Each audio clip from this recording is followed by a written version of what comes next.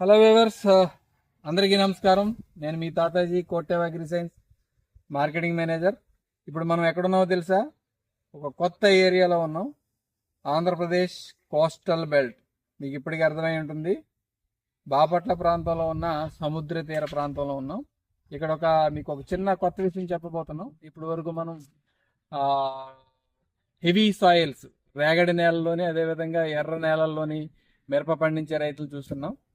కానీ చాలా వినూత్నంగా చాలా పద్ధతి ప్రకారం వ్యవసాయం చేస్తున్న ఈ కోస్టల్ బెల్ట్లో ఉన్న పచ్చి మిరప వ్యవసాయం గురించి మనం తెలుసుకుందాం. ఇప్పుడు మనం కొత్త నందయ్యపాలెం గ్రామంలో ఉన్నాం. ఇదంతా కూడా తీర ప్రాంతమే. ఇక్కడ చాలా మట్టికి ఇసుక నేలల్లోనే వ్యవసాయం చేస్తూ ఉంటారు. ఈ ఇసుక నేలల్లోనే ఈ మిరప పెట్టి ఒక ఎకరానికి 350 క్వింటాల వరకు కూడా పచ్చిమిర్చి పండిస్తూ ఉంటారు. రాష్ట్ర నలుమూలలకి మరియు కర్ణాటక జిల్లాలకి కూడా ఇక్కడ ఉన్న పచ్చిమిరప బాగా ఎగుమతులు జరుగుతూ ఉంటాయి. సో మనం ఈ లైట్ సాయిల్లో మిరప వ్యవసాయంలో ఉన్న ఒడిదుడుకులు ఏంటి, ఇక్కడ ఎక్కడెక్కడ విత్తనాలు తీసుకొస్తూ ఉంటారు, ఎలాంటి విత్తనాలు పెడతారు, ఏమేమి దిగుబడులు, ఎంత దిగుబడులు తీస్తారు, దీని సస్యరక్షణలో భాగంగా ఎలాంటి చర్యలు తీసుకుంటారు, దాని గురించి మనం ఇక్కడ పెట్టు గోపిరెడ్డి గారితో ఉన్నాము. ఈ గోపిరెడ్డి గారు ఈ 2 ఎకరాల్లో ఈ మిరప సాగు చేస్తా ఉన్నారు. ఇక్కడంతా కూడా చిన్న కమతాల రైతులు అనమాట. ఇంచుమించు చుట్టుపక్కల గ్రామాల్లో ఇంచుమించు 5,000 ఎకరాల్లో ఈ మిరప వ్యవసాయం చేస్తూ ఉంటారు. కానీ ఎక్కువ రైతులు, తక్కువ వ్యవసాయ భూమి ఉంటుంది. సో మన గోపిరెడ్డి గారు 2 ఎకరాల్లో మిరప వ్యవసాయం చేస్తున్నారు. నమస్కారం గోపిరెడ్డి గారు. సో ఏంటి, మీరు ఎన్ని ఎకరాలు ఈ పచ్చిమిర్చి పెట్టారు? 2 ఎకరాలు పెట్టారు. 2 ఎకరాలు. సో 2 ఎకరాల్లో ఏం విత్తనం పెట్టారండి మీరు? వైట్లో అండి 145.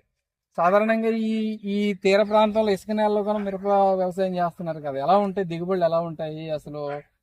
ఎకరానికి ఎన్ని క్వింటాలు వస్తుంది, ఎప్పుడు పెడతారు మీరు? ఇవన్నీ కొంచెం మా ప్రేక్షకుల గురించి చెప్పగలరా? మేము నవంబర్ 15 ఆ టైంలో పెడతాం సార్. నవంబర్ 15లో పెట్టేసి మనకి జనవరి కల్లా కాయలు వస్తాయి. 16 days కి కాయలు వస్తాయి మనకి. మా స్పీడ్ వచ్చేసి వరకు గుంటూరు కోస్టల్ నుంచి తీసుకొస్తాం విత్తనాలు. అరకెళ్ళి తీసుకొస్తాం, లేకపోతే మాకు బోకర్ల ద్వారా తెచ్చుకుంటాం మేము. బోకర్లకు కాయలు, తెల్లారి కాయలు వేసే వాళ్ళు ఎత్తుకొచ్చేస్తారు మాకు ప్యాకెట్లు. అవి ఎత్తుకొచ్చుకొని నాటుకొని పెట్టుకుంటాం. ఇప్పుడు జనవరి మొదటి వారంలో పెడతా ఉంటారు ఎక్కువ. జనవరి మొదటి వారంలో కదా సార్. ఇప్పుడు ఈ వాతావరణం వచ్చి ఇదైపోతుందని చెప్పేసి జనవరిలో నాటుతున్నాం, 2 సార్లు వేయకుండా. జనవరి కల్లా కాయలకు వస్తాం, కటింగ్ జనవరి కల్లా కాయలు కొత్త స్టార్ట్ అవుతుంది. అంటే అటు ఇటుగా నవంబర్ 1st వారంలో పెడతారు విత్తనాలు. అంతే సార్. ఇది ఏంటిది మరి, తడపడమేనా ప్రతిరోజు? ఎర్లీ మార్నింగ్, పొద్దున్న, ఈవినింగ్, పొద్దున తడపమే సార్. 6-7 గంటలకల్లా వచ్చి 7 పొద్దున్న సాయంత్రం కూడా తడపాలి. ఓన్లీ పొద్దున పూట, సాయంత్రం తడపాల్సిన. మీరు కొంచెం వినూత్నంగా చేస్తున్నట్టున్నారు. స్ప్రింక్లర్లు పెట్టారా? ఓకే.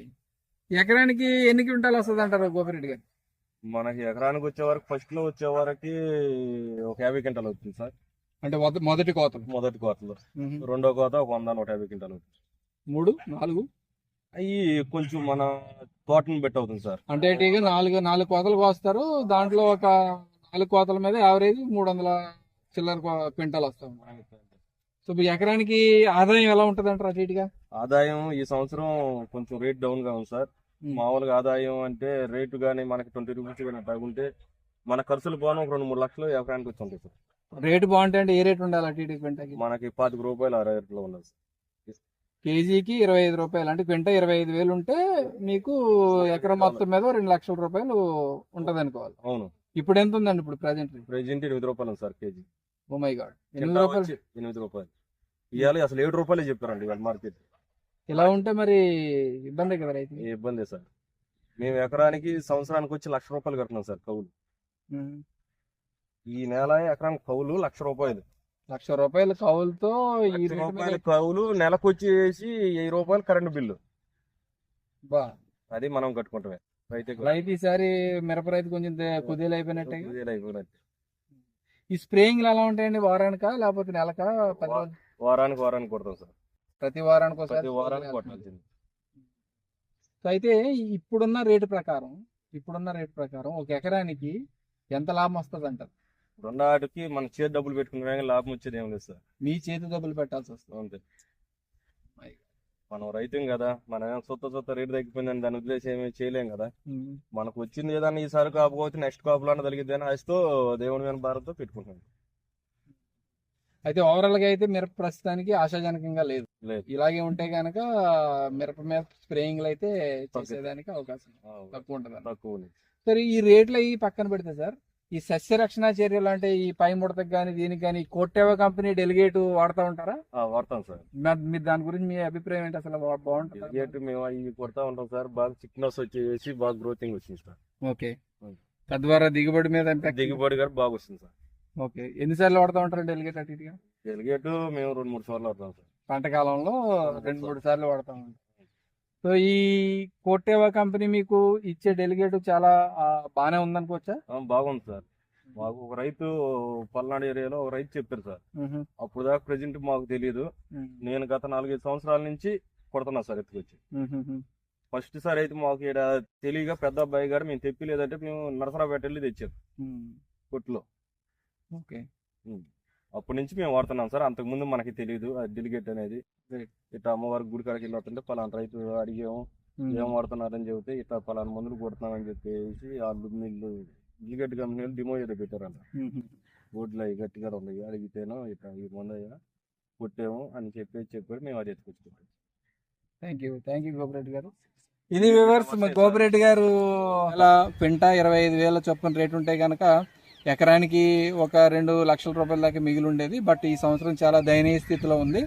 ఎకరానికి అటు ఇటుగా మేమే తిరిగి 1 లక్ష రూపాయలు వెచ్చించాల్సిన పరిస్థితి వస్తుందని చెప్పేసి అంటున్నారు. ఇది ఒక పక్క అయితే కనుక కోటేవా కంపెనీ ఇస్తున్న టెక్నాలజీస్ డెలిగేట్ లాంటి మందులతో మేము చాలా సంతృప్తికరంగా ఉన్నాము.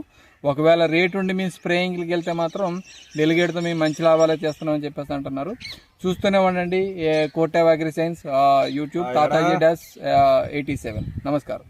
వస్తున్నా నేను.